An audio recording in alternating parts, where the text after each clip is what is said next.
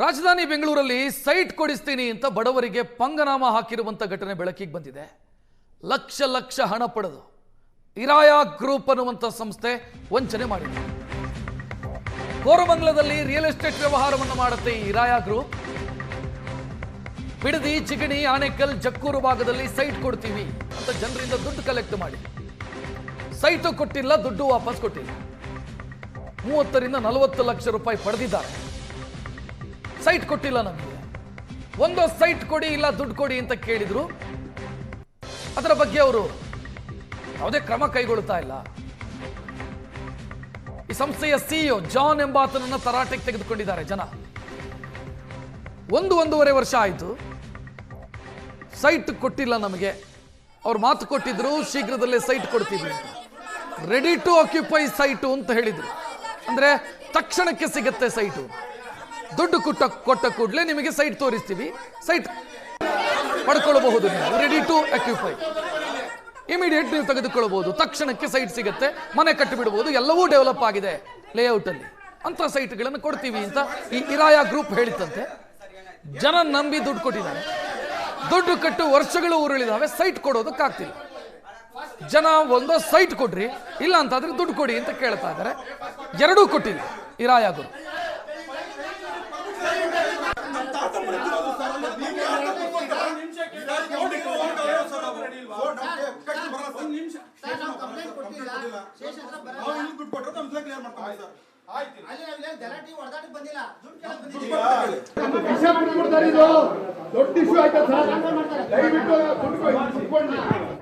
ಇದರಲ್ಲಿ ನಮ್ಮ ಅತ್ತೆಯವರು ಅಂತ ಮುನಿಲಕ್ಷ್ಮಮ್ಮ ಅಂತ ಇಡೀ ಜೀವಮಾನ ಪೂರ್ತಿ ಕೂಡಿಟ್ಟಿರೋ ಹಣ, ಅವರು ಕೂಡಿಟ್ಟಿರೋ ಹಣ 35 ಲಕ್ಷನ ಇವತ್ತು ರಿಜಿಸ್ಟ್ರೇಷನ್, ಇವತ್ತು ನೀವು ಕಟ್ಟಿಲ್ಲ ಅಂದರೆ ನಾಳೆ ರಿಜಿಸ್ಟ್ರೇಷನ್ ಆಗಲ್ಲ ಅಂದ್ಬಿಟ್ಟು ಮೊದಲು ಅಡ್ವಾನ್ಸ್ ಕೊಟ್ಟಿದ್ದಷ್ಟೇ ಬ್ಲಾಕ್ ಮೇಲ್ ಮಾಡಿ ಮತ್ತೆ ರಿಮೈನಿಂಗ್ ದುಡ್ಡು ತೊಗೊಬಿಟ್ಟಿದ್ದಾರೆ.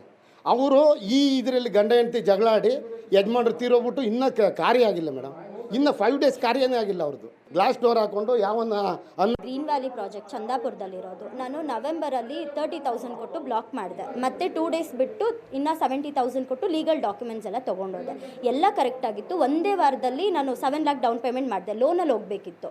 ಬರೀ ಆಧಾರ್ ಕಾರ್ಡ್, ಪ್ಯಾನ್ ಕಾರ್ಡ್ ಮಾತ್ರನೇ ತೊಗೊಂಡು 15 ಡೇಸಲ್ಲಿ ನನಗೆ ಲೋನ್ ಮಾಡ್ಕೊಡ್ತೀನಿ ಅಂದರು.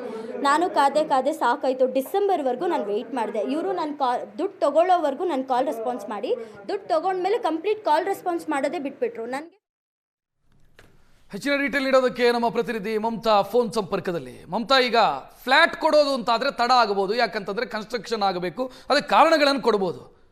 ಸೈಟ್ ಕೊಡೋದಕ್ಕೆ ಯಾಕಂತ ತಡ ಆಗಿರೋದು? ಮೋಸದ ಜಾಲನ ಇದು, ಹೆಂಗೆ?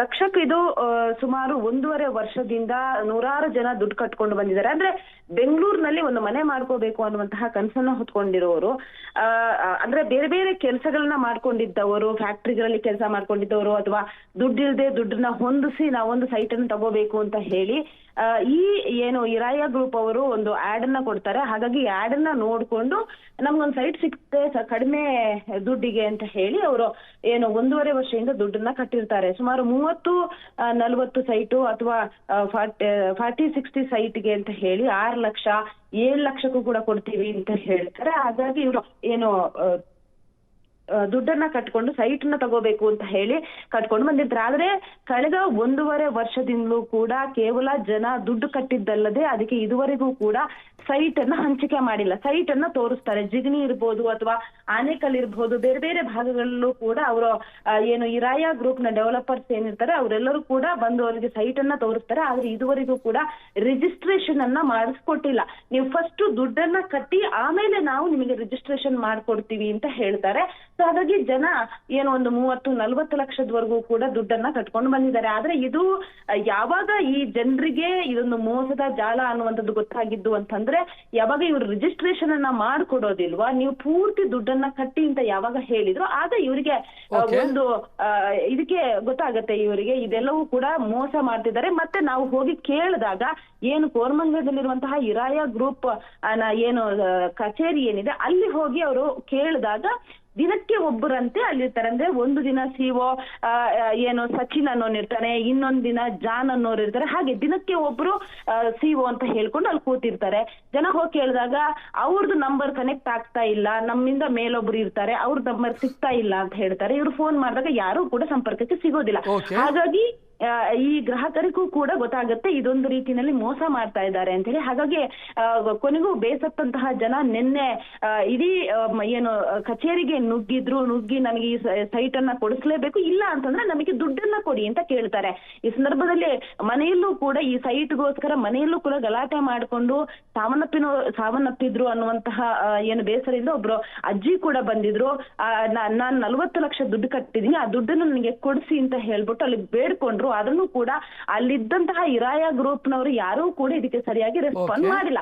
ದುಡ್ಡು ಕೊಡ್ತೀವಿ ಅನ್ನುವಂತ ಮಾತನ್ನ ಹೇಳ್ತಾರೆ, ಆದ್ರೆ ಇದುವರೆಗೂ ಕೂಡ ಕೊಟ್ಟಿಲ್ಲ. ಹಾಗಾಗಿ ಇದೊಂದು ರೀತಿನಲ್ಲಿ ಮೋಸದ ಜಾಲ ಅಂತ ಹೇಳ್ಬೋದು. ಎಲ್ಲಾ ಕಡೆಯಲ್ಲೂ ಕೂಡ ಸೈಟ್ ಅನ್ನ ಹಂಚಿಕೆ ಮಾಡ್ತೀವಿ ಅಂತ ಹೇಳ್ಬಿಟ್ಟು ಇದುವರೆಗೂ ಕೂಡ ಕೊಟ್ಟಿಲ್ಲ. ಕೂಡಲೇ ಇದಕ್ಕೆ ಅಂದ್ರೆ ಈಗ ಸದ್ಯಕ್ಕೆ ಕೋರಮಂಗಲ ಠಾಣೆಯಲ್ಲೂ ಕೂಡ NCR ದಾಖಲಾಗಿದೆ.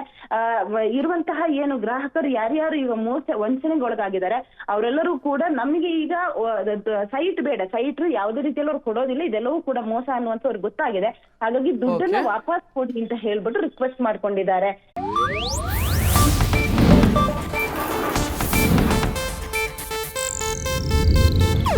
ಇದು ಏಷ್ಯಾನೆಟ್ ನ್ಯೂಸ್ ನೆಟ್ವರ್ಕ್ ಪ್ರಸ್ತುತಿ.